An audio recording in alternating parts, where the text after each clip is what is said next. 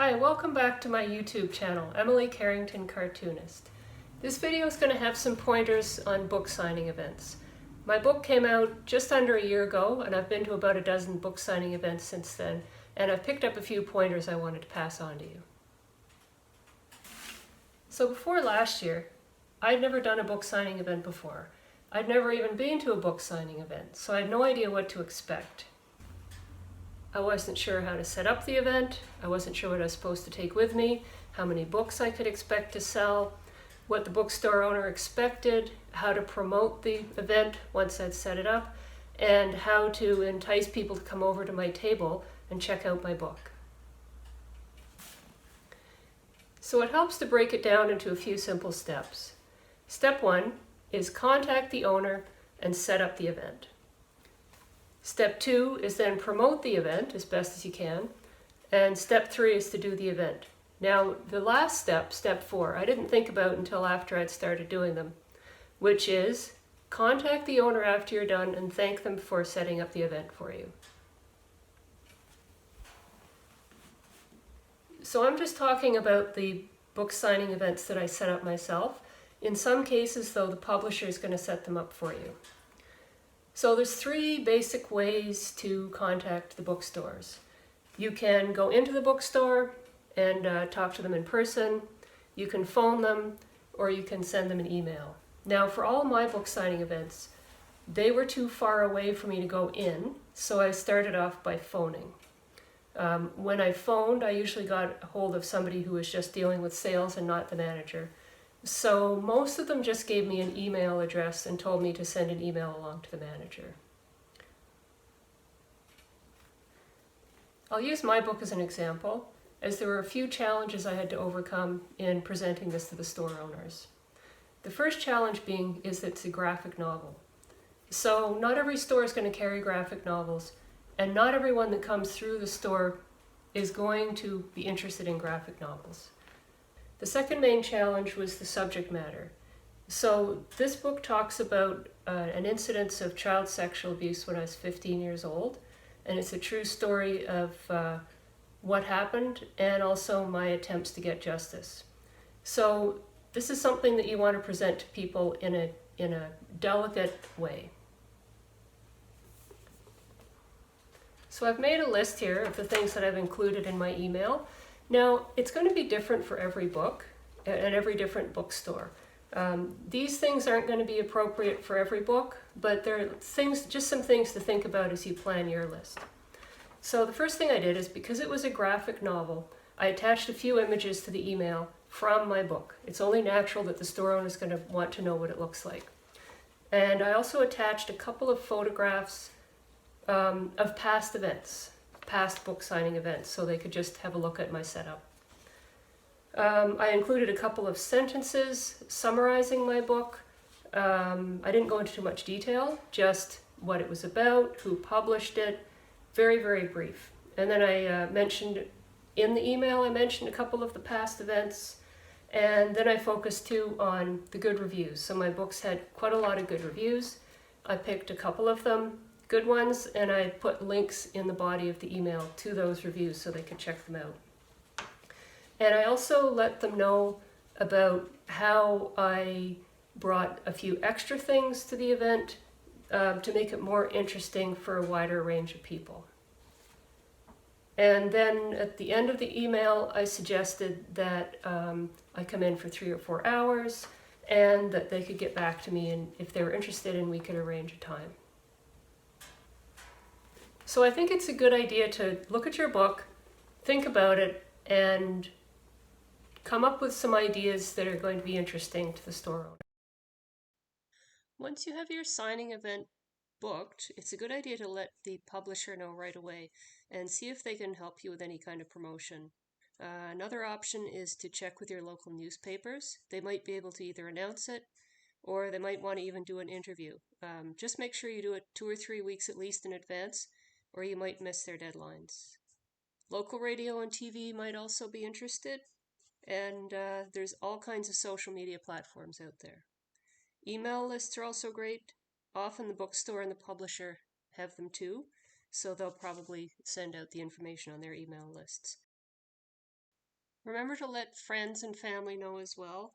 And if you have any posters, put them up around town. And check with local businesses, clubs, and schools if your book would be appropriate for them to know about. So in deciding how to set up my table, I went with the approach that I was going to try to have something on my table that would be interesting to somebody, no matter who they were, as they walked by or if they came up to my table. So obviously the first thing you need to have is books. I usually take about 5 extra books with me. The bookstore usually orders them in, so they have as many books as they think that they're going to need, but I don't think it hurts to take some extras. So you want to set up your books on your table. Then for me, the second thing I put on my table was a binder with sketches, original sketches that I'd done, and then the finished drawing. So this is the drawing that gets scanned and taken to the publisher. That way, if people weren't interested in the book, maybe they'd like to take a look at the pictures. And then if they weren't interested in the book and they weren't interested in looking at the pictures, maybe they'd be interested in trying some of the materials. So I brought some small pieces of the paper that I draw on, and also some pens and pencils. So these are the types of pens and pencils I used for the book, and then I could let people try for themselves.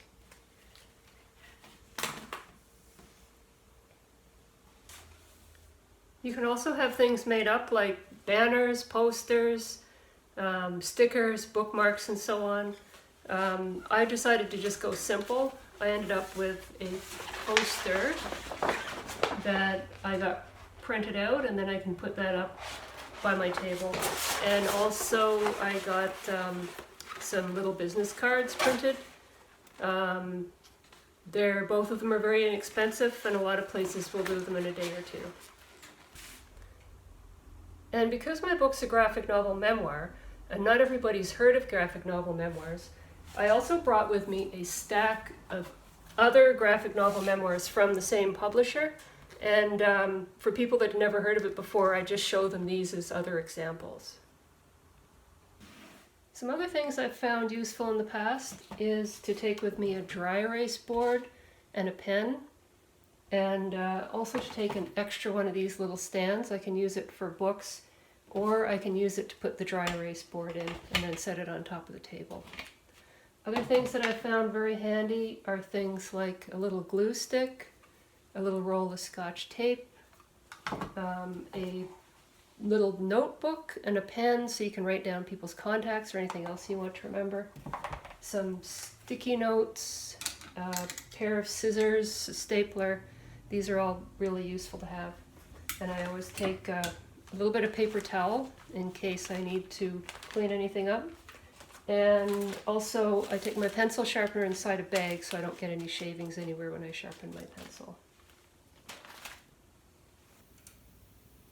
Unless you're only doing one event, I think it's a really nice idea to have a rolling suitcase to take everything around in. It really makes things a lot easier. So everything that I take with me fits in this suitcase except for my banner, which I usually carry in a separate bag so it doesn't get crushed inside the suitcase.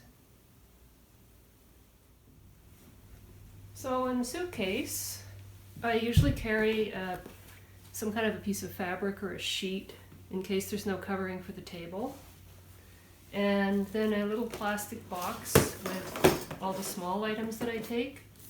So I have the pencil sharpener here in a bag, some paper towel, a little book to make notes, anything that I need to remember, a bowl to put the business cards in for people to take if they want, some hand sanitizer, a bag with some spare business cards, some tape, a pair of scissors, some pens and pencils for drawing, an eraser, some stands to put books on, stapler and some tape, a dry erase pen, some sticky notes, and 4 bulldog clips for clipping the poster on. I usually take a few spare books with me, just in case the store owner runs out. Usually they order them in, but I take some spares. And then I take my binder with the sketches in it to show people. And then over on this side, we have the paper, drawing paper, and the dry erase board.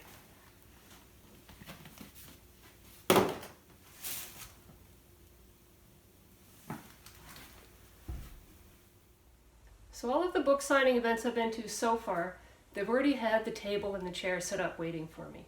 So what I do is I like to set up my book first and make a little stack of them over to one side, like that, and get my little stand and set one of the books up like this, so when people come along they can just pick this up and take a look at it. Then I have the binder that shows the original sketches and then the finished sketches side by side, and I usually put that up front. People like to take a look at those. Then I put out a little dish with some cards in it, just something for people to take with them, and I set that up. Now, I started doing these signings just as the pandemic was starting to wind down, so I've got in the habit of taking a bottle of hand sanitizer too. And then to show people some of the materials I've used, I take along some leftover strips of the smooth Bristol that I work on, and I'll sit and I'll do some sketches and chat with people. And also I take some blank paper so that they can try to use the materials. So I bring the type of pens and papers that I did the work with so they can try them. And I usually set that somewhere in the back over there. So in the end, I had something on my table to interest almost everybody that came up and had a look, even if they'd never heard of graphic novel memoirs before. And then I have my poster. So then I decide where I'm going to put my poster up.